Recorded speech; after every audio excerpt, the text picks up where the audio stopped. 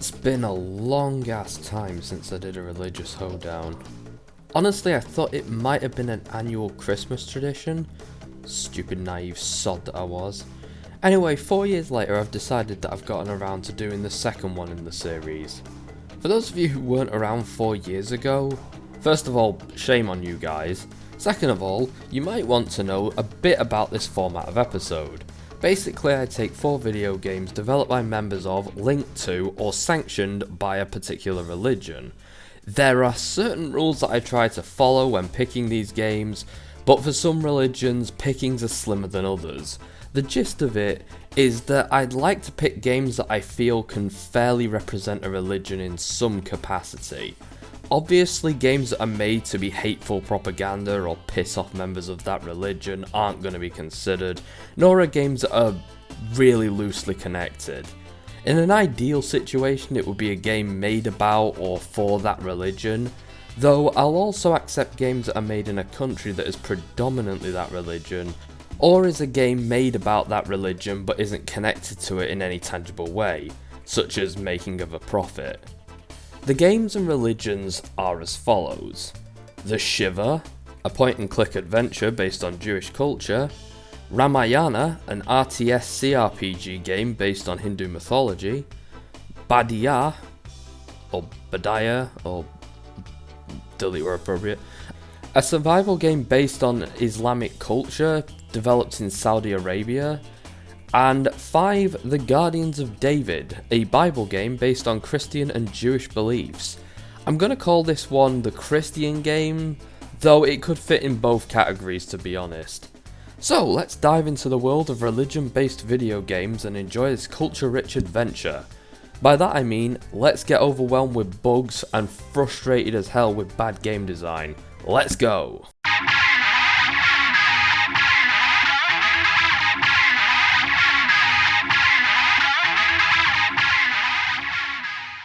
The Shivah is a very interesting game that got my attention as soon as I saw it. It's a Jewish point-and-click adventure about a rabbi who is investigating a murder. It was originally made in 2006, but got a remaster of some sort in the 2010s. The Shivah is the first game that was picked for me, and I'm really glad, because the game got me in the mood for this whole marathon. So the game starts up with a joke and some philosophical stuff that has a bit of significance to the plot, but not really. The joke is a bit of a hint as to how to handle a situation later down the line actually, but you'll probably see that in a bit. We open up with, it began as many things do, with a song. The Sound of Music is the only thing that comes to mind there. I mean, Friday the 13th didn't start with a song. So this kid's singing a song in Hebrew, whilst Rabbi Stone, who I affectionately call Detective Jew, just regrets everything that he's ever done. Rabbi Stone is our protagonist, and well, he has some rough edges which make him kind of interesting. Rabbi Stone is about to do a sermon on why bad things happen to good people, but manages to bum himself out to the point where he doesn't want to listen to it, so he fucks off halfway through it. I can't do this. I'm sorry. Rabbi? You heard. Huh? What? Go home, Mrs. Raymer. Is it over already? Yeah. Rabbi Stone, wait! You can't just stop. Sure I can. Just watch me. But It's over, Josh. you can't mean that. Look, you're a good kid. You've got a good voice and a good future. Don't let me hold you back. Now do a mitzvah and call Mrs. Raymer a cab. Goodbye, Josh.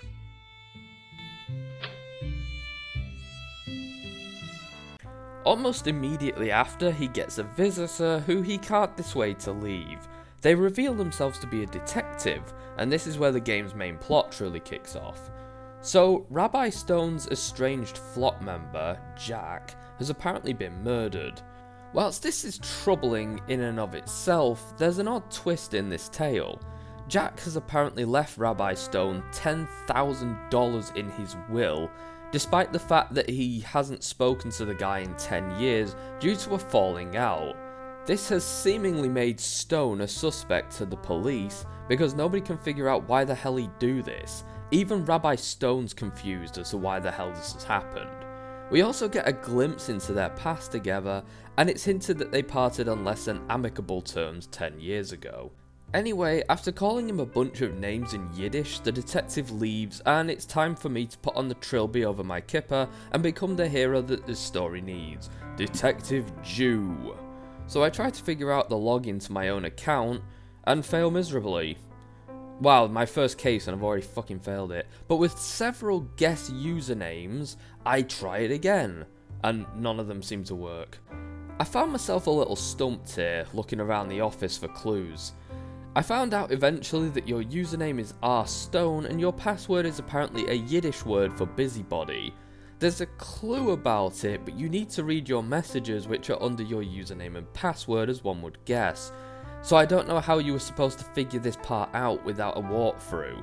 I'm readily available to admit to being an idiot at any point, but it's stuff like this that made me go to a walkthrough very early in the game, as I do a fair few point and click games. There is a fair bit of cryptic shit in this, I have to admit. So my altar boy, or whatever the Jewish version of that's called, was eavesdropping on the conversation and grills me about it. He asks if there will be a Shivah. I hope I'm pronouncing that right, that's how they pronounce it in the game. A Shivah, for those of you who aren't familiar, is a week-long mourning period for the family and community after a Jewish person dies. You might notice that this is the title of the game. This is because Detective Jew uses the Shivah as an excuse to snoop around the family and find out more about what's going on. Detective Jew has a bit of a moral dilemma because the money left to him can actually save his synagogue from financial turmoil. However, he feels incredibly guilty about having this money, seeing as it's, well, something akin to blood money. Rabbi Stone is actually quite a strong protagonist and a good character all around. He's a very flawed man as you learn more and more throughout the game. His flaws are well balanced to a point that he doesn't feel irredeemable or hateable at any point.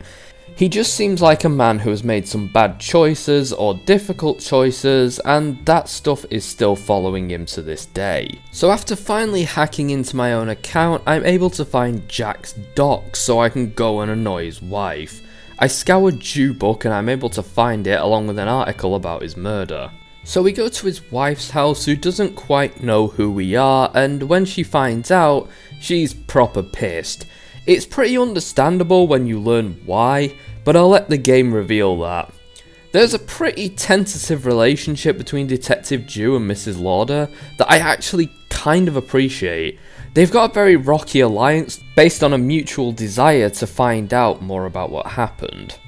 It's at this point that we kind of understand a bit more about how the world outside sees Rabbi Stone. I do really appreciate how well rounded it makes him as a character. He doesn't feel like the perfect victim or another trapping that writers often fall into whilst writing a character from another culture. It makes him very tangible and relatable without going to ridiculous measures like making him a raging alcoholic or something. So I'm able to convince Mrs. Lauder to work with me, which is only possible if you use responses that aren't rabbinical in nature. Oh fuck's sake. Anyway, she's able to point me in the right direction by telling me where Jack's shop was. He was some sort of a tailor from what I can gather, or perhaps a fashion designer. As we get there, we kinda learn that latter was probably the more likely. Whilst there, we're able to figure out a few of his business associates' names and see that he was paying out to a guy named Joe DeMarco and someone else called Ethan Goldberg. So, you're gonna have to forgive me here because the recording on this part of the game completely fucked up and skipped. However, I went back to Mrs. Lauder's apartment and asked her about the names that I found.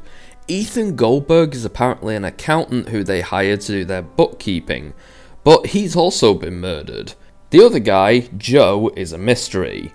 One thing that's pretty funny is that Joe DeMarco is obviously not a very Jewish name, and you can grill literally everyone you meet after to find out if Joe is Jewish. I'd kinda like an alternative route for this game where you beat the shit out of everyone to find out if Joe is Jewish. So then we go and visit another rabbi, Amos Zelig, who was the rabbi to Ethan Goldberg and Jack Lauder before they were murdered. He's not very helpful, but he does advance the story, as visiting him does make Joe DeMarco come out of his little hidey hole, and we can find him at the tavern.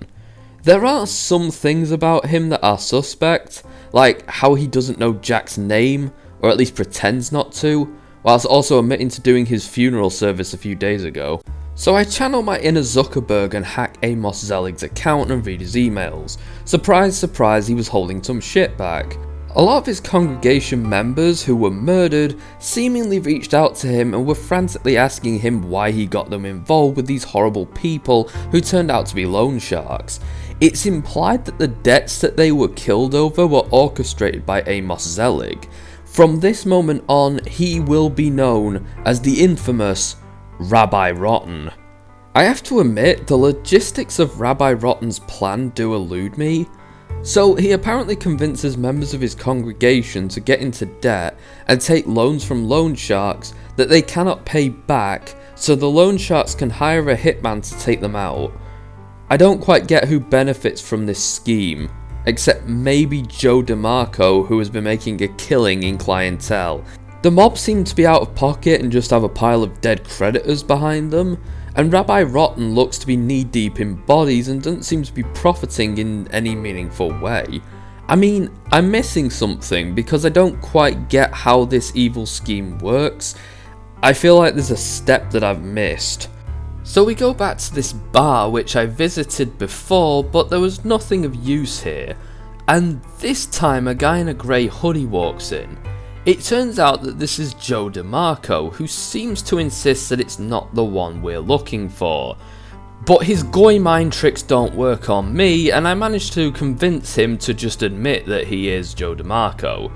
I'm then able to get him to convince me to let him lead me away from this populated bar to a tiny quiet corner where nobody can see or hear us. I'm sure that won't end badly at all. He leads me down to a subway platform only to reveal that he is going to murder me. Shocker. Fucking shocker. So I'm able to kick his ass with my boxing skills, getting a fair bit out of him as I go. I then get the option to either push him onto the train tracks or spare him.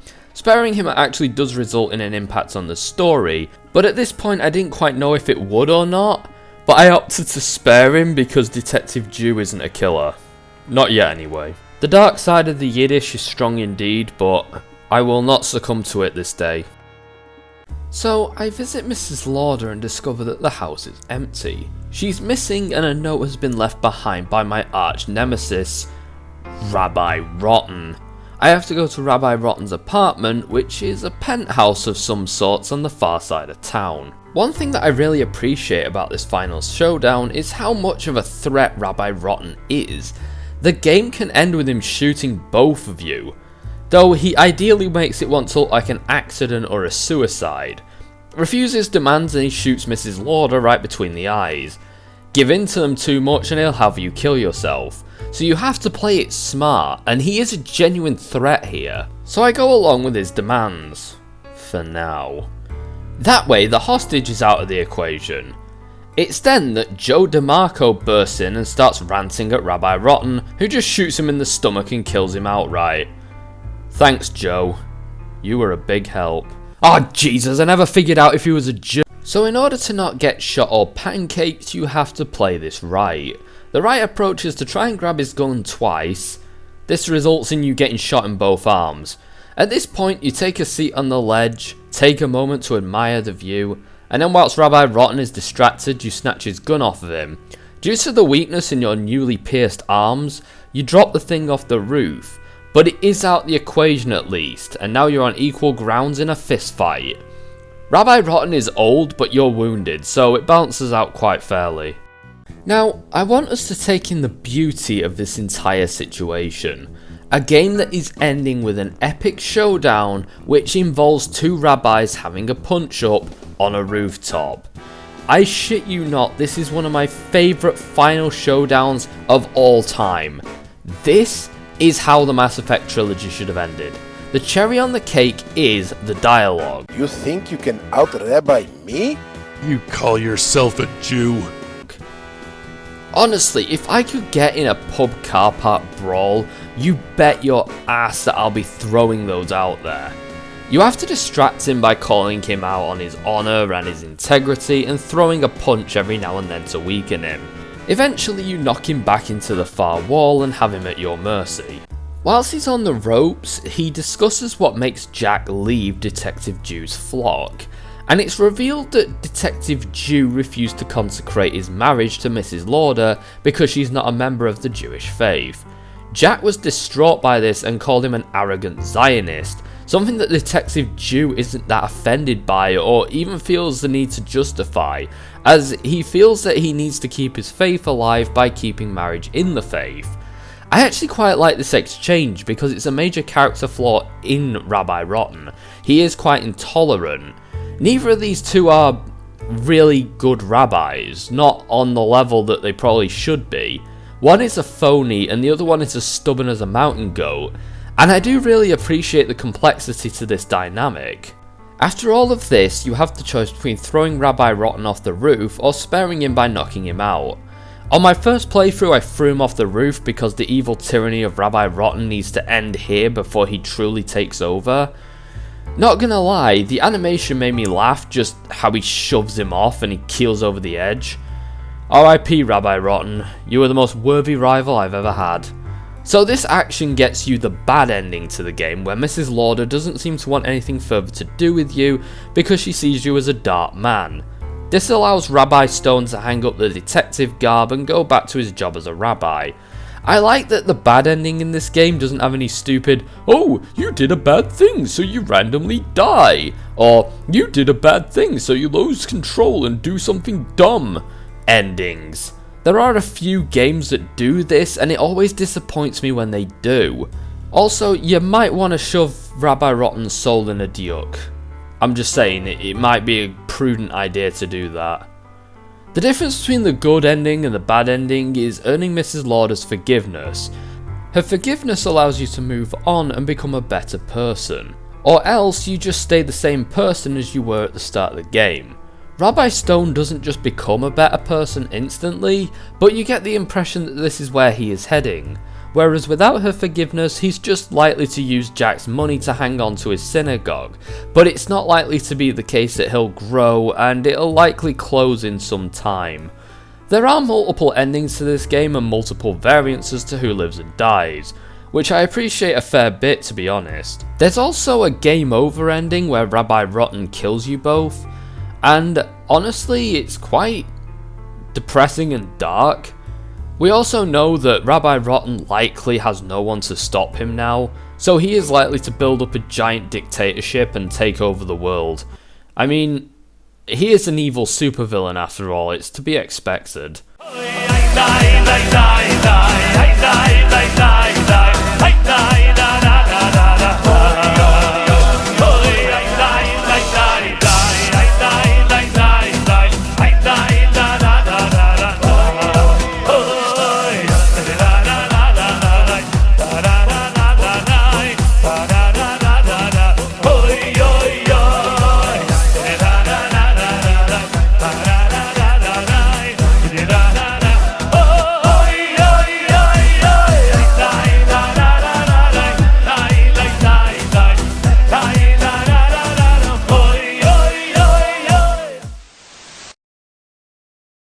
And that was the Shivah, a surprisingly good point-and-click adventure game with a cultural twist. I actually really like this game all around. It's visually a treat and has some nicely detailed pixel art. There's a fair bit of quality shading in the backgrounds, so the pixel formats looks more stylish than can't be arsed. The soundtrack is also quite nice. Whilst not especially memorable, it does create a nice tone and atmosphere, similar to something like Heavy Rain. Its subtlety is appreciated, even if that does mean that it goes unsung. The story is mostly decent with a strong protagonist and an interesting dilemma, but I feel that the criminal element feels a bit cartoony at times. As much as I love him, Rabbi Rotten has the depth and complexity of Robbie Rotten from Lazy Town, and his henchman Joe seems to be a bit of a better rounded character, but even he isn't that strong. Detective Dew and Mrs. Lauder are pretty well done characters, however, and I did legitimately enjoy exploring their world and learning more about their characters. I did like the dynamic between them and the antagonist, and how the protagonist has enough flaws to make him interesting but not damage his likability like a character like Patroclus Alexander, for instance. Some parts of the game are a bit cryptic, which is part and parcel for the genre, but there were some things that I'm glad I used the walkthrough for. Honestly, this is one of, if not my favourite game in the Religious Hoedown gimmick, and I'm legitimately hoping that other games follow suit. In fact, I actually think that this might be one of my favourite games I've covered for the show. I had a lot of fun editing all of this and constantly going over the Rabbi Rotten stuff, and Rabbi Rotten's become a sort of in-joke with my friends because of how fun it is as an idea. So, yeah, this one was legitimately great. What's the next one? Oh, no. You think you can out-rabbi me? You call yourself a Jew?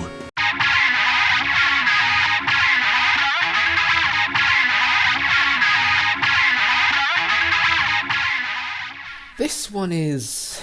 oh dear. So Ramayana is an RTS game based on the great Indian epic by the same name. It's the story of how Rama and Lakshmana... Lakshmana... I probably should have learnt to say that before I started recording. But anyway, they get a monkey army together to defeat a demon army and defeat a demon king to save Rama's wife. I swear to Christ, if they've made this game any less epic than it should be, I'm gonna be really, really mad.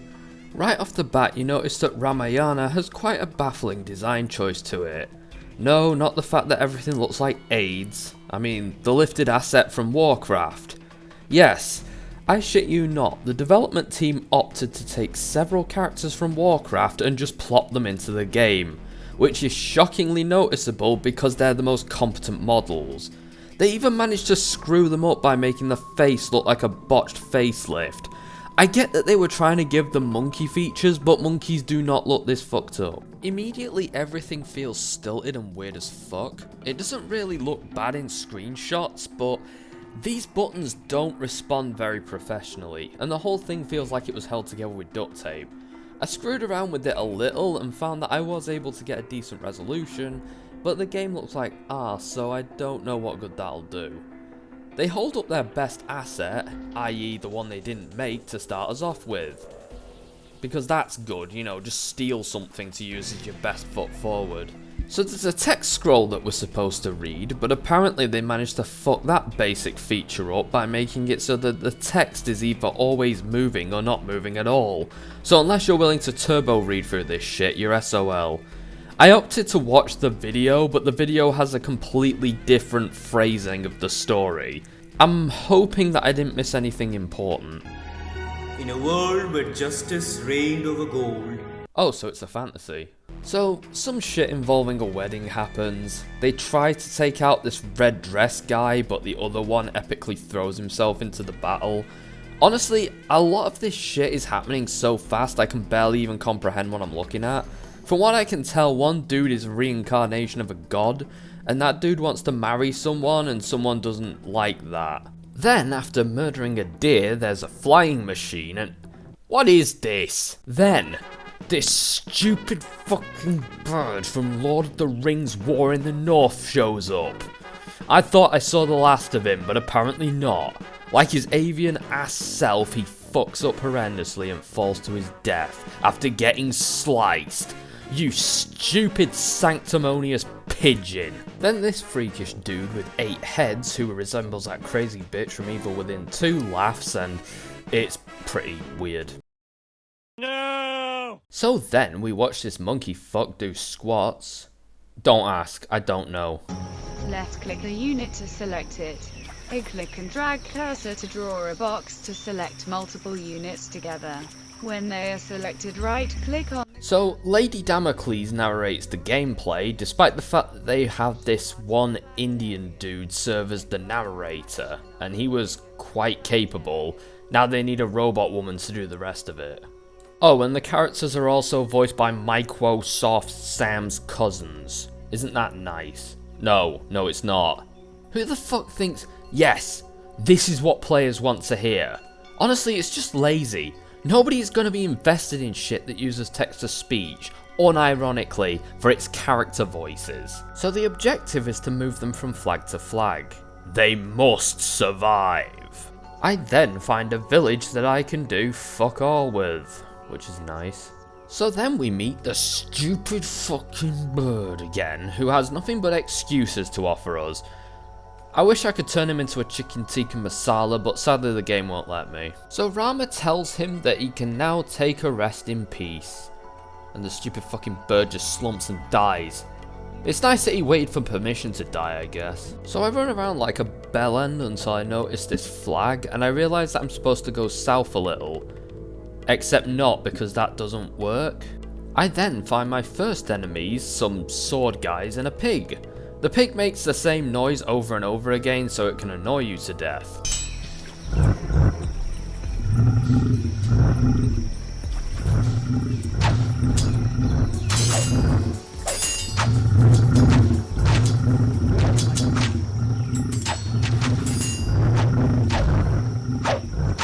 The combat has little to no strategy, just run over and hope you beat the enemy or die. Regardless, I'm happy. So I finally reach the flag, but it doesn't work, and this stumps me for several minutes before I realise that I'm a flag ahead. It'd be nice if they didn't show up until you were able to use them, or at the very least make the right one distinguishable from the others, or I don't know, this might shock a few people with how avant-garde it is as an idea, but how about we have some actual level design? So you can't just run to the end of it immediately. I then encounter this twat who got stuck inside a rock, and for some reason, Boy starts attacking him. I then find some sort of quadruped Vortigaunt, but attacking him does no good. I then find this fucking bitch who thinks that she's Jesus Christ, walking on the water. For shame. I then find the real flag, after several minutes of screwing around, and can advance the story. It's about fucking time. So then I have to fight this Vortigaunt creature, who is easy as piss. It dies, I win, huzzah. On death it turns into fucking Tinkerbell. What the fuck? Oh, Tinkerbell, my winged friend, I think we got it wrong. Apparently Stinkerbell here was cursed and turned into an ugly demon by Indra, but killing his ugly demon form set him free. Also deer. Also, I have no idea what anything I just said meant, but that's the story I'm telling. Also, victory is mine. Text-to-speech bitch is about as happy as text-to-speech bitch can be. Great. What? We then move on to the next chapter, in which we have to assassinate a jackass in the middle of a field, surrounded by monkeys and other abominations. I'm going to be straight up and say that this mission is fucking impossible. It's a stealth mission in an RTS game. That probably already sounds like AIDS on toast, but it gets worse. You hide in foliage, and I've not been able to find any more than 50% camouflage, even in the depths of the thicket. If I manage to get behind the target, I eventually have to blow my cover to attack him, which means I fail the mission. What a load. I don't know how to beat it, and to this day I haven't found a walkthrough online that shows me. I know that moving here does cause these two assholes to attack each other, but that's about it. If they attack me or I attack them, I fail, and them attacking each other doesn't really change anything at all. You know those stealth games like Metal Gear? It's nothing like that. There's no ability to get less detected, and there's no prone position or tactical gameplay. It's just running around trying not to get caught like a dumbass. It's the ultimate in lazy game design. It's how I made shit as a kid. Honestly, this is not a game that's anywhere close to finished. Every level in this game was likely done in about an hour. At best. At some point, my cursor turned into a white square, so that made it more shit for everyone. Anyway, there was only so much of this shit that I could take, so I gave up on it. Fuck this game. Ramayana is the best thing since genital warts. Honestly, I know that people were dismissive of it, and I genuinely wanted to give it a chance. I wanted to play it all the way through if possible. But no, as far as I'm concerned, it can't be done, and even if it can be, it's not worth the effort that it would take for you to do it. The game looks ugly as sin. It looks like a PS2 launch title at best. It somehow looks worse than Warcraft 3, and that came out in 2003. Its storytelling is abysmal, with fuck all properly explained, and whilst it's cool that they have animations, they don't serve to aid the story in any way. And in all honesty, I don't even know if they're connected. Like, for the amount of visual aid that they provide, they could be completely unrelated to the story and I wouldn't even know at this point. Another game on this list, 5 Guardians of David, does most of what this game does better right off the bat. It's a competent game in its field, it tells a story through pleasing visuals, and it doesn't look and sound like complete arse. This shit isn't even in early access. What the fuck? It's kinda sad that the religion that brought us the best game during the last Hoedown has now brought us the worst one. I mean, how could the next games possibly outdo this one? Look at this one, Badiya. It was made by...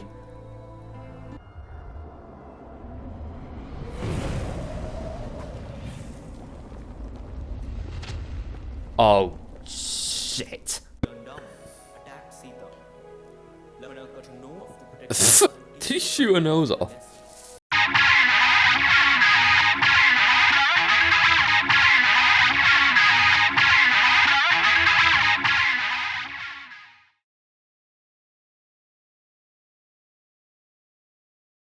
Badiya, more like bad idea, am I right?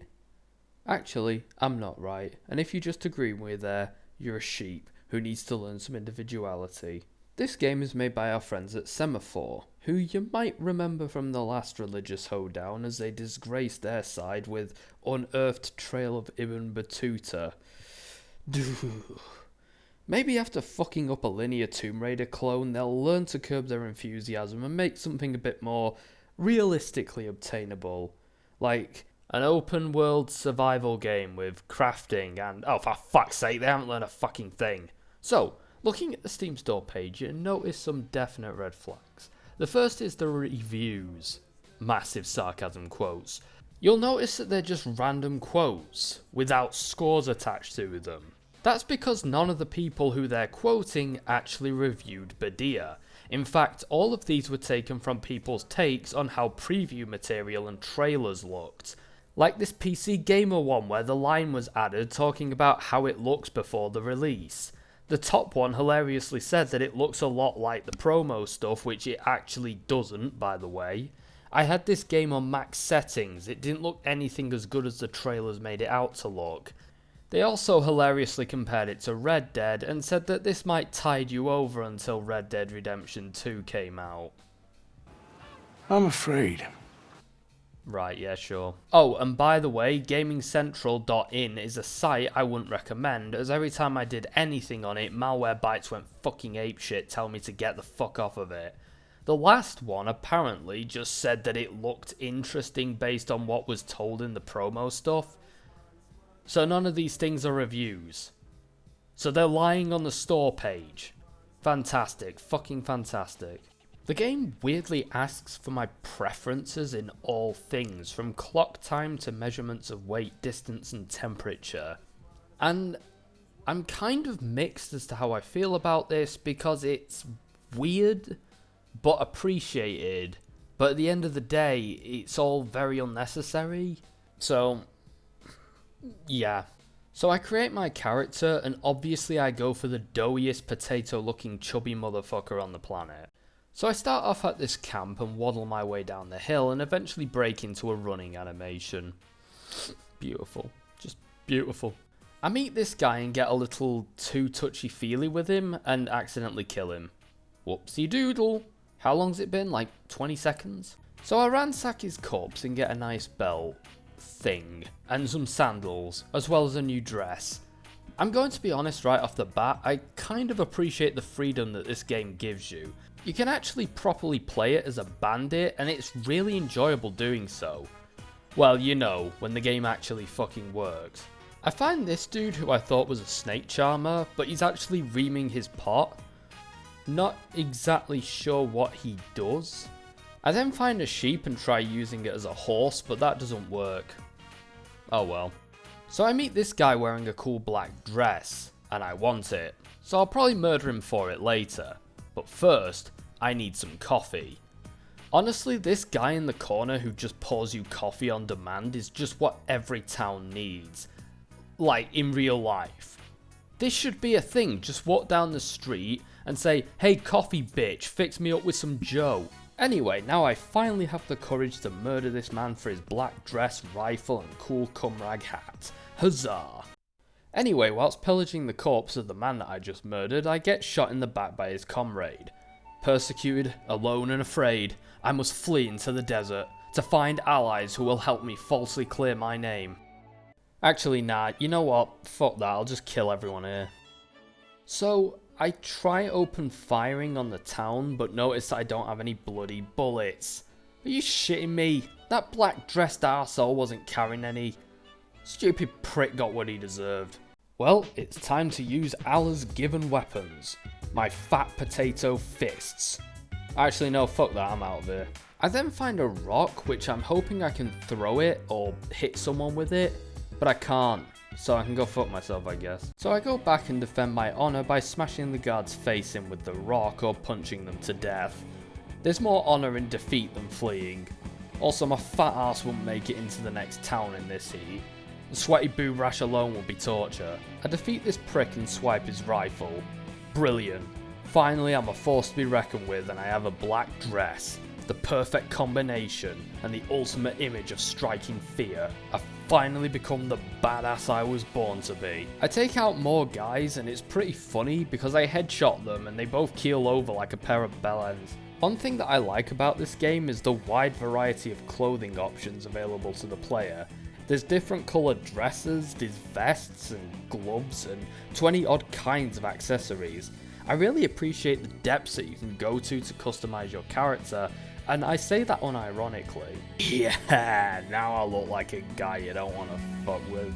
So I guess I own the town now. I mean, I have a gun, so I'm in charge.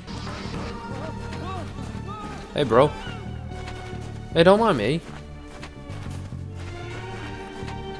Oh, yeah, check you out with the one glove. See? It's catching on. Oi, coffee bitch. Give me everything you got. Give me all the coffee. I'll fucking waste it. Oh no. I think I might fuck my entire life up. It's at this point that I can't go near anyone without them cowering in fear before me. I realise that I might have fucked up my entire life. Just a little bit. So I ride off into the desert to reclaim my honour. Or buy a new honour. Whatever's easier. Hey bro, do you think I can get some more Can I get some more coffee? Yo Baba Black Sheep, you got any wool? Think carefully. Is this worth dying for? I'll let you off with a warning. Can I ride the goat? No. Can I marry the goat? No. Well, what's the point in the goat? What? No, I don't want to kill you. I just want to... Actually, I might as well kill you. That's funny. Oh, God. So, having exhausted all my options, I rode off into the desert to look for more gameplay. So I ride on up to what looks like a ruin of some sort, full of bandits. Sadly, I'm the biggest arse bandit of them all, and the shits didn't stand a chance. So I raid the camp and then wait a few hours for the sun to come up, meaning I survived the first day. So I ride to the next camp, and I appreciate that these camps all have names and identities, but they all look the same. I haven't got a chance in hell of pronouncing their names, so I'm pretty fucked as far as that goes. I then can't help but notice that this guy here is dropping some serious beats with his stick and pot. Holy shit, man.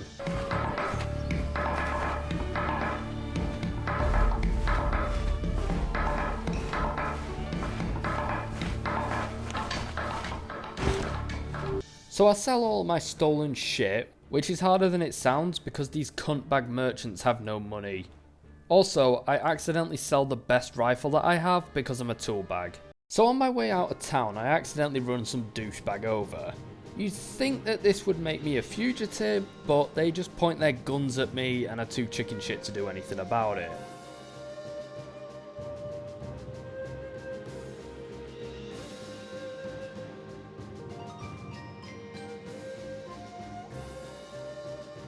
So after riding far off into the desert, I found a downed plane, which seems to be being watched over by a bunch of British Tommies. They actually almost managed to fuck me up, but thankfully I'm a little too smart for them and fucked them up first. Serves them right, the daft jumped up twat. So I rode off, wind in my figurative hair, the smell of freedom in my nostrils, or maybe that was the smell of my mustache sweat, and sand in my ass crack. I was ready to take on whatever wonder the desert had to offer. I was ready to take on any beast, fight any enemy, win any treasure. I was ready for... Wait, what? You fucking cunt! What? Fuck. I have to go back here? Oh, fuck that, this review's over. Badiya isn't quite as Islam-based as I was hoping. Not as much as Unearthed, and even that didn't have an amazing amount of Muslimic content. Regardless, it is what it is. So this game is an interesting one because the game is actually not the worst game I've played in its category. I actually had legitimate fun playing as a bandit, and the game is mostly functional. However, the game is far from great or even particularly good. I had a bit of fun dicking around, but if I wanted a legitimate survival experience, would I get it? Bearing in mind, this was compared to Red Dead Redemption 1, and it was pitched in one of the reviews to be a stand-in for the sequel for 2 years that it had to basically be Red Dead Redemption 2.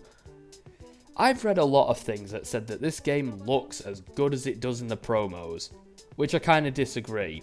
Most of the Steam store page photos look a bit better than the game.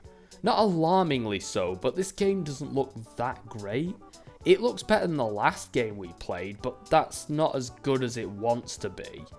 Apparently this game has been updated a fair bit since its 2016 release date, but it still feels more like a tech demo than a game. Honestly, I hate how many people misuse early access like this. This game doesn't even have a story or a point to it yet, and it's being sold on Steam. What annoys me about this is that the first time I played an early access game was Wasteland 2. In the case of that game, the early access build was almost identical to the finished build, minus a few resources that were unfinished or had placeholders. Some characters didn't have voice lines, things like timers were less polished, but overall the game was in a fit state to be seen, and stuff that wasn't perfect was very excusable for the early access label. Compare that to this. It's been in early access for 4 years, rather than 8 months. I couldn't even fucking tell you what's a placeholder and what's the real deal. The game looks bare bones as fuck, and after 4 years we've got none of the things they said they'd put up in the updates. The last update was July 2020 for fuck's sake. Though I will be fair and say that I have found things that suggest they're still working on this game. But still, I don't even, it's been 5 years that they've been developing this shit, and they've got nowhere with it. Meanwhile, Larian dropped Baldur's Gate 3 early access last year, and that is as good as Wasteland 2's. It's a complete game that's amazing to play, and you can enjoy the entire first act right now. If either that or Wasteland 2 ceased production whilst they were in early access, they'd still be real games, at the very least. This fucking shit? Well, at least no one would notice either, but for a completely different reason. Because the game lacks any sort of soul. I know I enjoyed aspects of this game, but I didn't take a shred of it seriously. Let's face it, if this thing didn't shit itself and die, I probably would have got bored and given up on it anyway. I wasn't doing any of the quests or taking the world seriously. I was just fucking around, shooting random cunts and stealing everything that nobody had the foresight to nail down. Honestly, even when done well, this shtick doesn't appeal to me. I don't like open world because, well, I'll just say it's because of Far Cry 2. That game ruined open world for me. Originally, open worlds were interesting places to explore, like the school and town in Canis Canem edit, where you could find random pirates skulking around the place. Far Cry 2, on the other hand, is a giant map with the attention to detail of a blind bloke with a crop duster full of paint. The map's so big that it takes bloody ages to get anywhere, unless you go by car. But if you go by car, the car will get fucked up because it's made out of paper mache, so you end up walking to the nearest bus stop, which takes forever. After that, the entire open world genre was completely fucking tainted for me, and everyone at E3 cheers because a game like Metal Gear has gone open world, or some other franchise will become an over-glorified walking simulator. I loved Metal Gear Solid 2, 3 and 4's attention to detail and focus on minor detail, all of which go out of the window in MGS5, as it does in most open world games. Bethesda and maybe Rockstar are the only ones that somewhat break this rule. Survival games also take the piss. I mean, Fallout 76 had a food and water function that made the game insufferable, as well as an equipment degradation system. People say that this shit is quote unquote realistic, but how many of you have ever had a hammer just vanish from your grip whilst using it, or died of starvation for not eating for 3 hours? At least you can turn those game mechanics off in this game.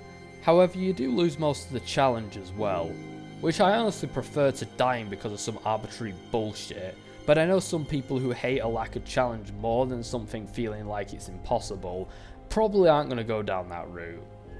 So overall, I had a lot of fun with this game, but I wouldn't recommend it to anyone. It has nothing of substance and feels like a test build. A test build that you need to pay for the privilege of playing. If Unearthed Trail of Ibn Battuta is enough to go on, with its lack of episode 2, I'm sure that this thing will run out of updates or has run out of updates by now. Semaphore have already made more games in VR that are also stupidly ambitious and vague in their premises. I guess next time I do a Religious Hoedown we might see out of coverage. Nah, you know what, I'm not giving these fucks a chance to represent Islam again. They let the side down, one too many times. If it weren't for the last game being a complete and utter abomination, this would have definitely been in danger of coming last. So, what's last then? Christianity. Funny that we're almost doing this in reverse to the last Hoedown, where the Christian game was the first one that we played. Honestly, we're out of the barren desert of greenlight and early access and finally playing something of substance. Thank fuck for that.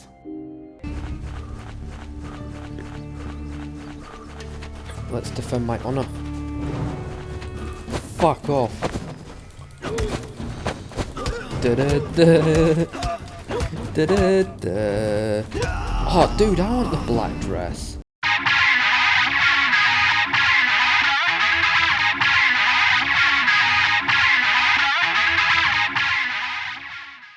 Here's an odyssey for you, a game based on the Bible that's actually good. It's a rather decent hacky slashy RPG with multiple characters, a full narrative, and nice visuals, recognisable voice talent behind it, and it's actually based on events from the Bible, which is actually quite appreciated. I'll admit that I didn't have high expectations of this game, but it admittedly beat all of my expectations and then some. Gather round as we explore this miracle of a game. So there's an intro that properly establishes the setting, telling us who David is and why you should give a shit. Assuming that you don't know anything about this story because you aren't religious or whatever. I didn't, to be fair, so I'm not judging. The game properly opens up with our first guardians, Benaniah and Abishai. They're the archer and barbarian characters and are seemingly close friends or something. I originally thought that they were brothers, but someone else, Joab, is Abishai's brother. Awakened late after a night filled with the sounds and smells of the nearby Philistine army. Their camp overlooked the valley of Elah below. The shepherds had faith that King Saul would soon defeat the invading Philistines. Good morning, Badiya. Morning, Abishai. Oh no, the sheep has been killed. It was one of the old shepherd's flock. We need to tell him. You might recognise some of the voice cast in this if you've played Telltale's Walking Dead, as the game is narrated by Dave Fennoy, who voiced Lee Everett. Who the fuck are these people in the woods? And Abishai is played by Gavin Hammond, who voiced Kenny. You guys okay? Most of the acting talent is quite strong in this, though the odd line comes across as being a bit, for want of a better word, odd. The cast aren't credited properly either, and it's a shame because I'd like to know if any more of the voices are people I know of. Sadly, I'd have to go through hours of IMDb scrolling to find that out, and I really can't be bothered. So Lee explains that Kenny and Benny here are woken up by the smell of a Philistine army. What the hell did they smell, of fish or something? It would also seem that sleeping on the job has come back to bite them in the ass as they find a dead sheep beside their little sleeping spot. Pair of idiots. So the first thing I notice is this rock that you can break open and it tells you some Bible trivia. I wasn't expecting much from this feature, but I do quite like the stuff that it gives you. Sometimes it gives you more background info, tells you how this game differs from the actual Bible account, and also clarifies some things that couldn't really be explained in narrative or in game design. So, this is where the game starts, and I'll begin with my first major grievance of this thing, and that's the movement. You move by clicking a space on the map and you run to it, kinda like an RTS game, which is grand. However, this isn't exactly the most fluent example of this kind of control. I constantly found myself getting stuck on things, just being unable to move. The camera got in the way a couple of times and I had to just click randomly to try and move forward. It's not a deal breaker as it doesn't exactly stop you from playing or enjoying the game, but it does make some parts a lot more difficult than they need to be and does stop your progress every now and then. So we save a shepherd from becoming dog food and he tells us that the Philistines are coming, so we need to get out and stop them. The game eases you in on both fronts with only 2 characters and some simple enemies to face. The game never gets too difficult, but I do like that it has a gradual difficulty curve and it's pretty well implemented. We are then introduced to Ariella, the sister of Abishai and an exclusive character to this game. Apparently Abishai had siblings in the Bible, but they were never named, and had no real role in the story. They added Ariella to assumedly have a girl in the game who is of some use to the story, and also provide a character who plays differently from the 5 Israeli boys. It's apparently only conjecture that Abishai is a shepherd like David, which I don't blame them for doing this sort of thing because the Bible is kind of flaky on a lot of details in this story. You'll find out more about that after, but the narrative would be completely fucked if it was only what the Bible said it was. I appreciate that the developers made additions to the story for the sake of medium, but kept important elements untouched as much as possible. So we go into a cave and end up fighting a lion that has Ariella pinned under a rock. The only way for her to be saved is if Benaniah goes in with his big hammer and fights it off. He does this, dying a few times in the process, which is fine because he respawns 10 feet away from where he died and just gets to carry on as if nothing happened. There's not really a penalty for dying in this game, you just respawn and carry on. You can die 10,000 times to a boss and only hit it once every time you're brought back to life, and you still defeat it. This does kill any semblance of difficulty, but I don't mind that too much as I wasn't really playing this thing for a challenge anyway. Oi Simba, stop harassing my sister, you fucking freak. After killing the lion, we get a cool comic showing off the art. The art itself isn't actually too bad, and there's voiceover as well. I actually appreciate this over something like Soul Calibur 5, and given that the game is quite budgeted, it's very well done. Anyway, sometime later they notice that David is carrying some shite and that this Roman looking asshole is out here talking smack about God, and they're not having that. So David picks a fight with him and begins the legend of David and Goliath, in which Tiny David stands before the Philistine giant Goliath and kills him with a slingshot. There's a lot more kiting in this version of the story than there was in Sunday school, but it's one dude fighting a giant, so I don't blame him. One thing that I couldn't help but notice is there's a sound effect, and I swear it's the Left 4 Dead voting sound effect, which is a weird connection, I'll admit. Anyway, you haven't much to worry about in this fight because you cannot be hurt as God protects you. Not very honest, having deities put cheat codes on for you, but whatever. We celebrate this victory for God by stealing all of the Philistine shit and burying it all in a cave in the ass end of nowhere. So the gist of the plot is that this guy, Saul, is the king and is fighting the Philistines, but nobody cares about him and they're too busy fangirling and simping for David. The lore to this is that God anointed Saul to be Israel's king, and had a plan for him to wipe out all their old enemies, but once Saul became king, he just kind of did his own thing. He fought some of the enemies, but kind of dragged his feet in doing it, and didn't listen to God as much, and God sort of fell out with him, and sort of started to look at David like a spurned lover would look at another wife or something like that. Anyway, he takes a lot of convincing from his son to get rid of David. Then he decides that he is indeed the king, then presumably goes to have an angry wank about it. Actually, no, he tries to have King David arrested for being too popular, I guess. Anyway, two of our Israeli boys come to his rescue and offer to murder someone to prevent him from getting arrested. Our heroes. So Sneaky Susan shows up and insists that she can sneak David out of the city, despite the fact that Kenny doesn't want her to help because, well, he's worried for her safety. We then start the game's first stealth mission, and it's... well, the stealth gameplay isn't the strongest that I've played, I'll say that. It's the polar opposite of Ramayana, which, in that game it was impossible, and in this game it's impossibly easy to the point where you cannot fail. If you get spotted, you get chased around and can kill your pursuer, or you can just do what I did and just have a big game of follow the leader going on. Follow the leader, leader, leader, follow the leader.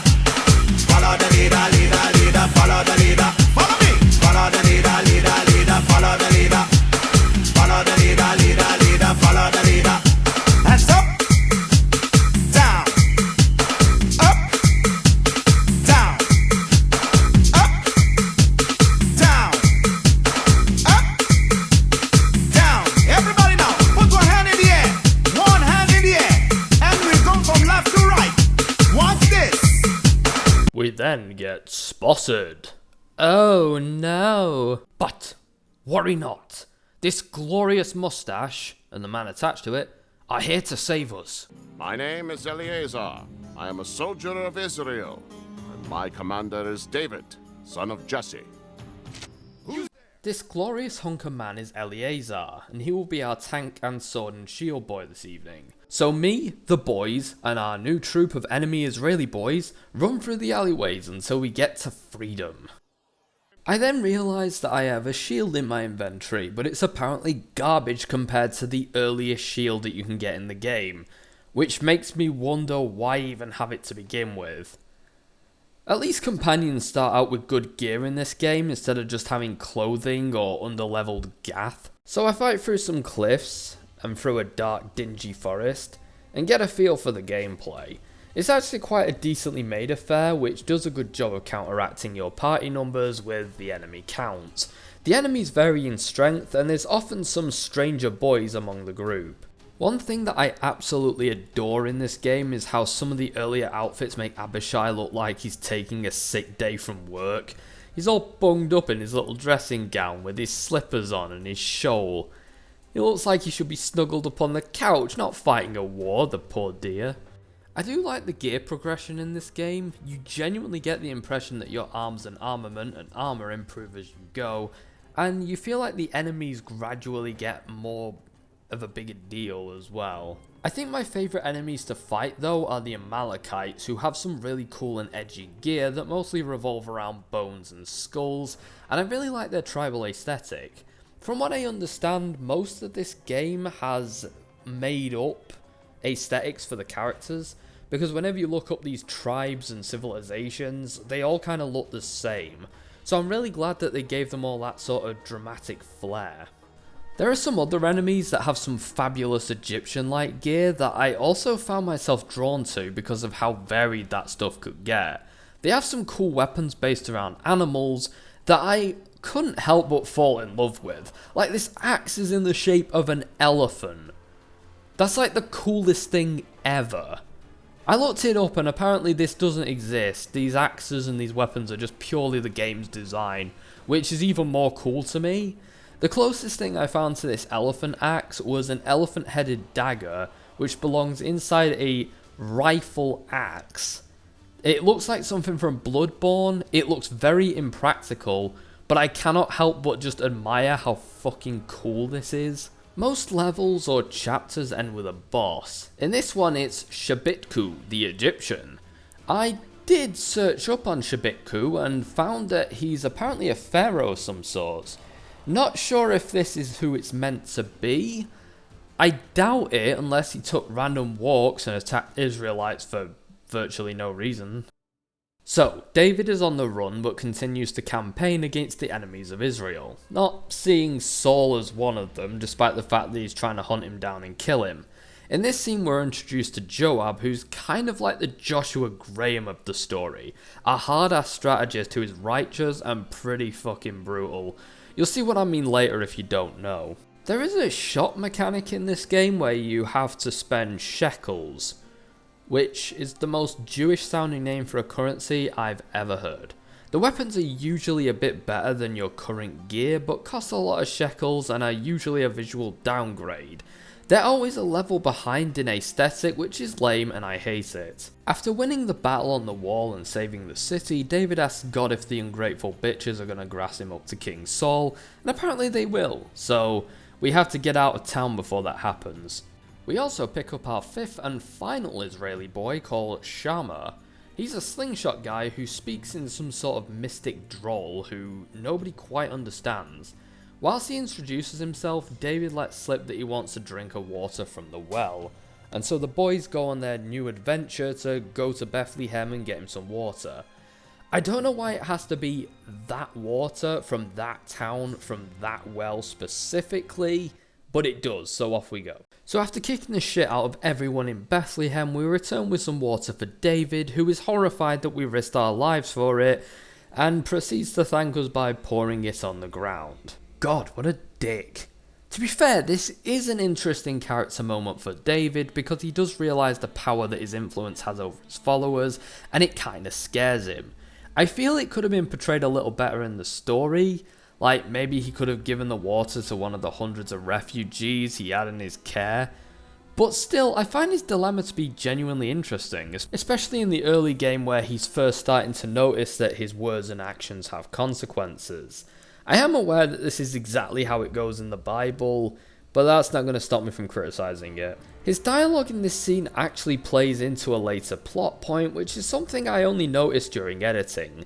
You'll likely see what I mean if you stick to the end or you've read the Bible. Or you're just going to cheat now and read the Bible to beat me to it. So, David, caught between a rock and a hard place to the point that one of his eyes goes wonky, decides that between his two enemies, he is best going with the Philistines as allies because they're less likely to have him whacked 2 weeks after joining their ranks. So, he hopes they'll take him and his people in so he can work behind their backs and betray them. Our hero? Yeah, admittedly, these characters are kind of grey in their morality. I also can't help but think that the Philistines do offer them a good deal. They get their own place to live and a job, and they're still hell-bent on betraying them. I've played some games with some morally questionable protagonists. I think these guys are pretty high up there, not gonna lie. So the master plan here is that David pretends to be fighting his former friends, but is actually fighting the enemies of Israel instead. He starts with the Amalekites, who are like the Tuscan raiders of the region. They're apparently descended from some guy who fucked Moses over during the Exodus, and thankfully everyone just revolves their entire identity around people from that time, waiting for another significant historical event to happen, making it easy to follow the story. In this part of the story, David and the Israeli boys genocide dozens of tribes, killing literally everyone, and it's played off like it's quite a good thing. He literally wipes out small civilization after small civilization, and the narrator seems to think it's great, like he's just wiping dirt off a countertop. Like, I get the necessity of it because they're barbarian tribes that attack people and shit, but this strikes me very similar as Anakin massacring that village in Star Wars. And they just sort of play it off like it's a lot more noble than I think it actually is.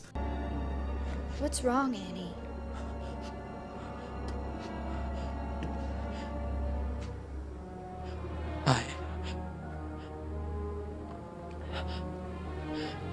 I killed them. I killed them all. They're dead. Every single one of them. And not just the men, but the women. And the children, too.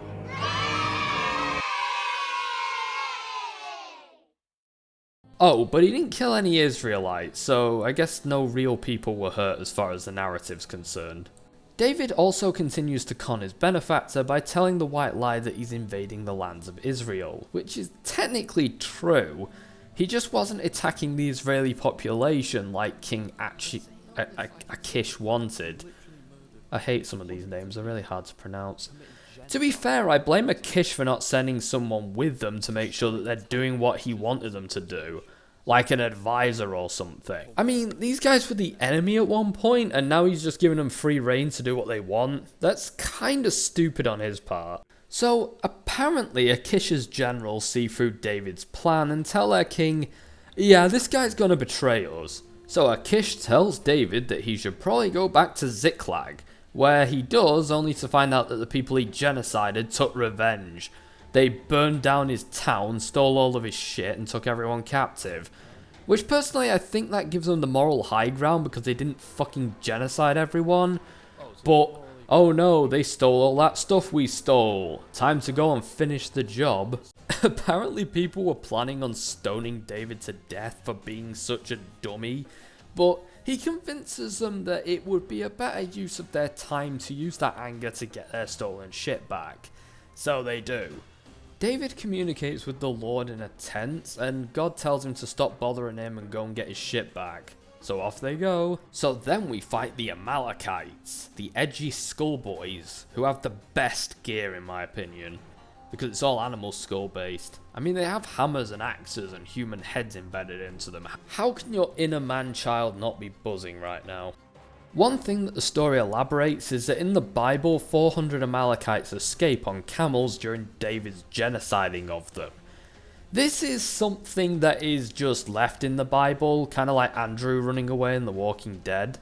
But in this game, they actually find these boys again and finish them off. Apparently the 400 Amala boys, who barely got out with their lives, thought that they could do what they couldn't do when they were 10,000 strong. This is where David becomes God's favourite over Saul, because God asked Saul to take out a bunch of the ancient enemies of Israel, and Saul kind of dragged his feet over it. You know, typical politician. Anyway, at this point, Saul dies, which means there's a grab for power now, and David could potentially take the throne from Saul's newly crowned idiot son. The two of them duke it out for 2 years before some misguided men murder the idiot son in his bed, which conveniently makes David the victor by default. Funny that. Anyway, David asks about taking on the Moabites, but these damn Philistines turn up and start wrecking shit. So we're off for another stealth mission with Ariella, and yes, you can run through this one as well. Though I quickly learned that you don't even need to do that, and you can actually just one-shot everything without being seen, using her superpowers. The only drawback is that they have cooldowns, but there's 3 of them, and the enemies are so spaced out, you'll have one at your disposal, usually at all times. Unless you really screw up and manage to miss with all 3 powers, then you just gotta wait a few seconds and then try it again. Ariella is so super durable, and if she dies, she just respawns 10 feet away from where she fell. So not much by way of a challenge, but I still prefer that to how impossible Ramayana was. So the next mission involves setting pigs on fire and having them run around the enemy's camp so they'll burn all the tents down. which is a new one. Next, we meet Goliath the Git, who is apparently Goliath's big bad brother. Anyway, Eleazar decides to forego the advantage of 5 people fighting on his side, and fights on his own. There are several fights like this, and I really don't like it. It puts you at a major disadvantage, and it's not like it gets cinematic or cool, it's just awkward hacking and slashing constantly and frantically to try and make up for the fact that you are on your own when you should have 5 characters in this game. This battle took place near the location where Samson slew 1,000 men with the jawbone of a donkey. I'm sorry, but... what? This isn't a real thing, right? This is actually a real thing. Then Samson said, with a donkey's jawbone, I have made donkeys of them. With a donkey's jawbone, I have killed 1,000 men. Oh, and then he threw the goddamn jawbone on the floor, and apparently they founded a city on top of it. Because apparently in Bible times, there was just guys running around like opportunists, trying to find random things happening where they could just build cities on top of them. Like every time something happens, like a guy takes a shit in a hole, oh, we could build a civilization on top of this. They're not looking for like rivers or fertile land. No, just where crazy shit happened, where they could just go, yeah, this happened here. Maybe the tourism was worth it, but otherwise, I don't know. So we meet this old dude, and I just love how this scene plays out for so many reasons. Please, I can help you. I can help open the courtyard doors, I can. See? I opened the doors, I did. Thank you, Sanballat. When this is all over, we shall return you to Israel with us. Oh, thank you, kind master. Now, into the courtyard. In to kill the Philistines. A tumult will arise among your people, and all your fortresses will be destroyed, as Shimon destroyed Beth Arbel on the day of battle, when mothers were dashed in pieces with their children. Shammah, wait!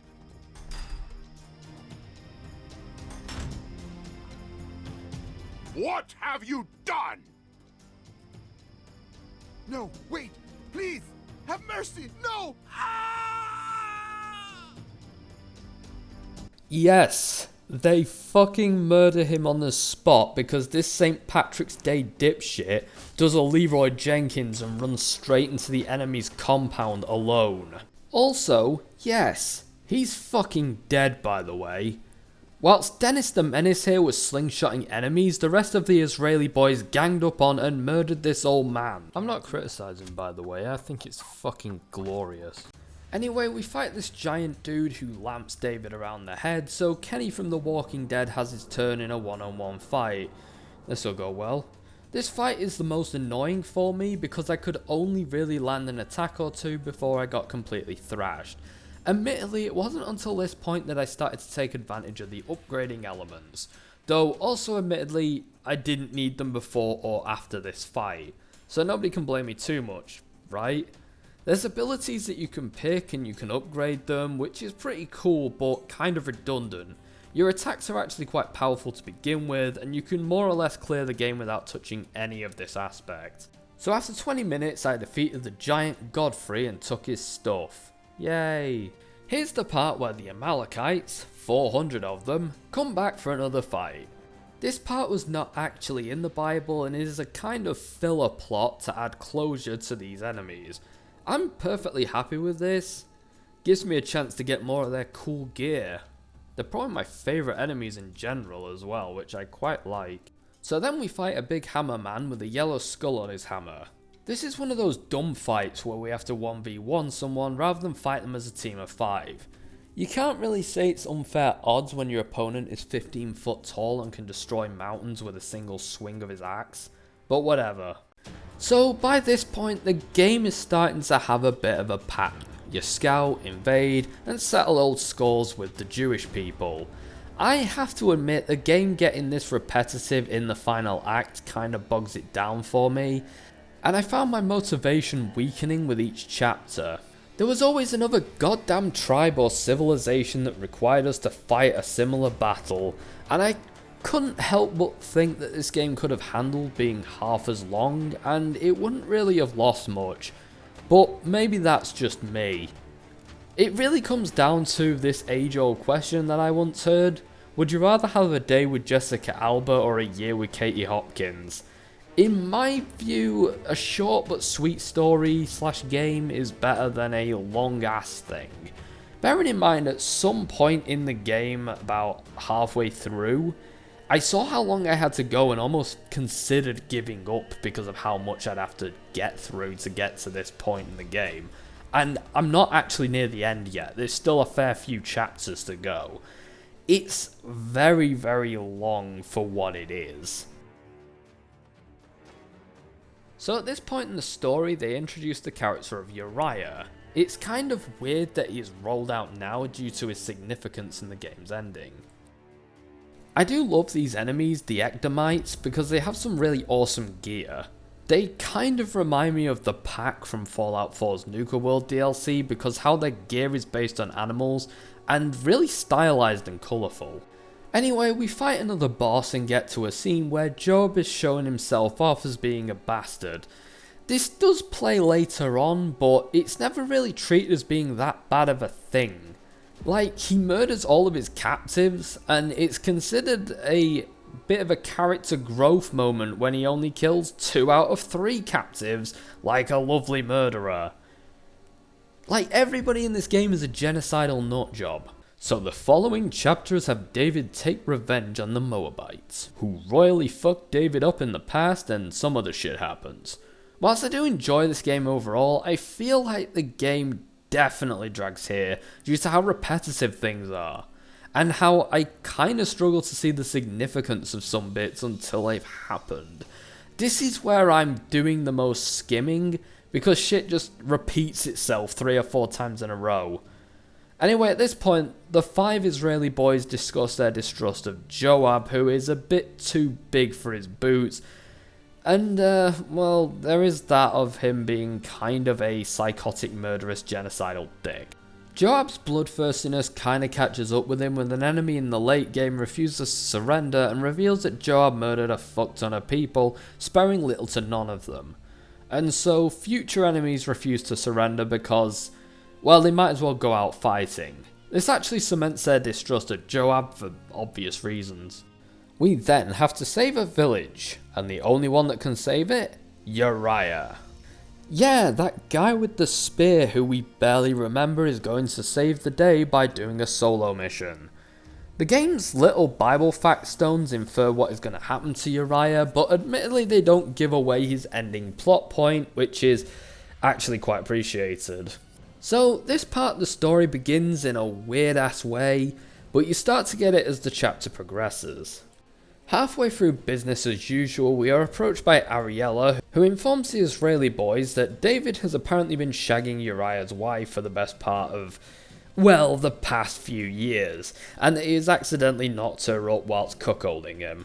So Uriah's ever-loving and loyal wife suggests that David just gets Uriah killed in battle to cover up for the fact that he is now daddy to Uriah's wife's baby. Ariella intercepts an order delivered by Joab to more or less send Uriah into the thick of it by himself so he'll get killed. He's to send Uriah into the thick of the battle and then just pull out and leave him to die. You know, like David probably should have pulled out so that none of this happened. So the Israeli boys commence Operation Save Uriah, but that ends about as well as you'd expect, and he ends up dying anyway. It's kind of depressing since he lies in the dirt begging his king for forgiveness because he failed him. That's like really fucking depressing.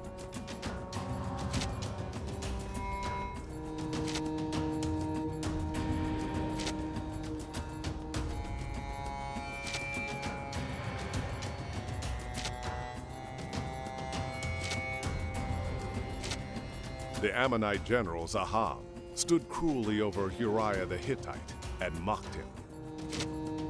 Should have run back to your beggar king with the rest of your men, Israelites. But I am glad you remain. I enjoy killing dogs like you.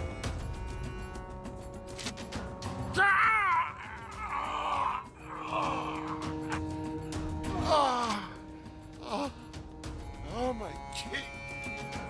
I have failed you. And so ended the story of Uriah, who was known as the Hittite. We defeat the guy who kills him, and the game ends on some animosity with David's generals and even David himself. Though I kind of find it annoying how few people actually blame David for this shit, and most of them blame the other woman, his generals, Joab, and basically everyone else. Like, clearly it's David's fault that any of this crazy shit even happened.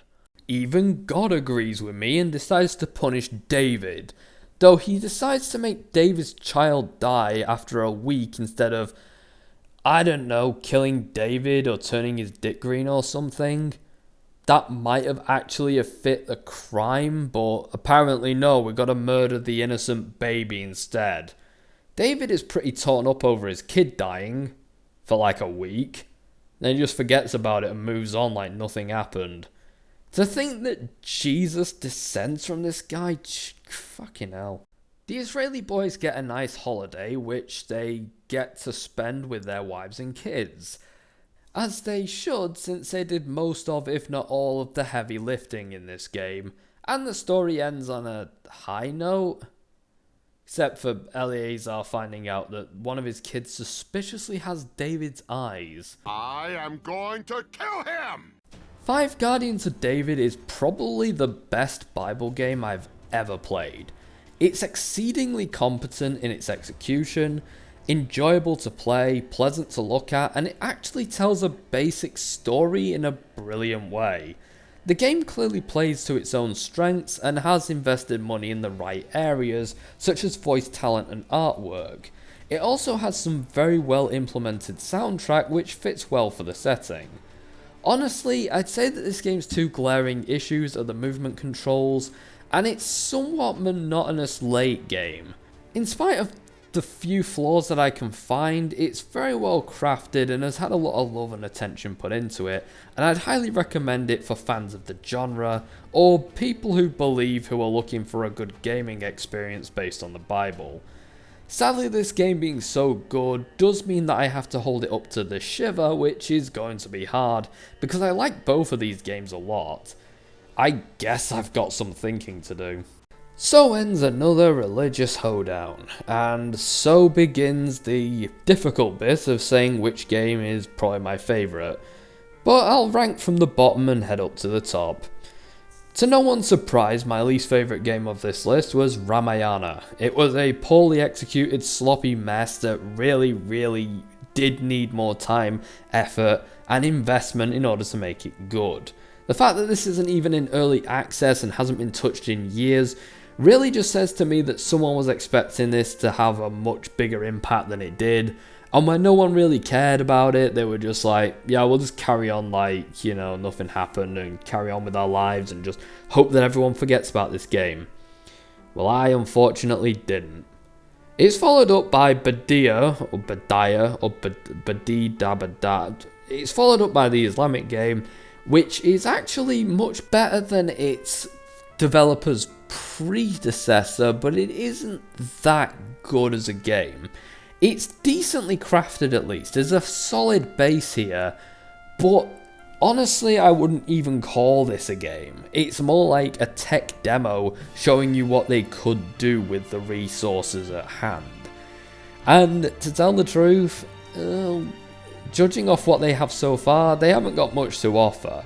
The actual quests are just busy work that just look depressing to indulge in, and nothing about this game's actual premise beyond its setting really intrigues me. It looks like the kind of game where you'd play it just to mess around and then probably forget about it after you've kind of exhausted all your options. Now, this is the difficult bit. Do I say that the Shivah, which is short and quite cryptic, is better than Five Guardians of David? In truth, I'd say that this is really close with me, but I feel like the Shivah is a much more important game to me. Like, I feel like this was a really special adventure. It was really unique. And whilst Five Guardians of David is great, I feel like the Shivah covers something and covers areas and gave me characters and memes that I just don't think I'm going to forget anytime soon. I love the Shivah, and I actually look forward to playing another version of it that I found, because the version that I played is apparently a remaster and the original is available online. Five Guardians of David is by no means a bad game. In fact, I genuinely had to think about whether or not it was better than the Shivah, and I think, like, on a mechanical level it kind of is, but then on other levels I kind of like the Shivah more. In truth though, I feel like Five Guardians of David is definitely something special in itself, especially for its genre and for the fact that it's a Bible game that I genuinely, unironically enjoyed. It's better than the last Bible game we covered. So, to finish, I'd say that the Shivah definitely wins this time, and that the Bible game that followed it is probably the highest ranking Christian game I've covered on this channel. So, hell, that's good. It's better than the New Testament because it's mechanically very competent and actually tells a story that I unironically like. So, to tell the truth, yeah, I really enjoyed this Religious Hoedown as a thing. The bad was actually interesting and the good was, well, exceptional, and I genuinely enjoyed the good games that this gave us. I'm hoping to play the follow-up games because I want to see the classic version of the Shivah, but I also want to see the follow-up games to Five Guardians of David, both of which we've not actually got to experience yet because, well, obviously it would make the videos on these games way too long if I covered them both in one video, so I'll probably have to do another video on those, whether it be a 0.5 or a full video, I guess we'll see. But for now, yeah, that's this current Religious Hoedown. I don't know when I'm going to next do one. I'm collecting games for it already because, well, a lot of these games are interesting, and when I see them I kind of have to get them before I forget they exist. But hopefully next time we'll have just as much fun as we did with this one. Or the one before, for that matter, because the other one was actually a lot of fun too. Anyway, join me next time as I do something a little more... Well, it does have a link to the Bible, actually, in the next game that I plan on covering.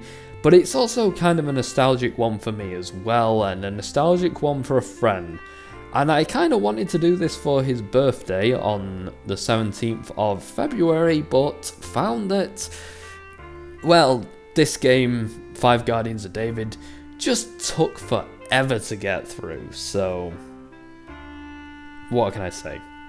For now, though, have fun praying. I don't have a good sign out for this. Badiya, bring me that man's head. Well, this ought to be fun.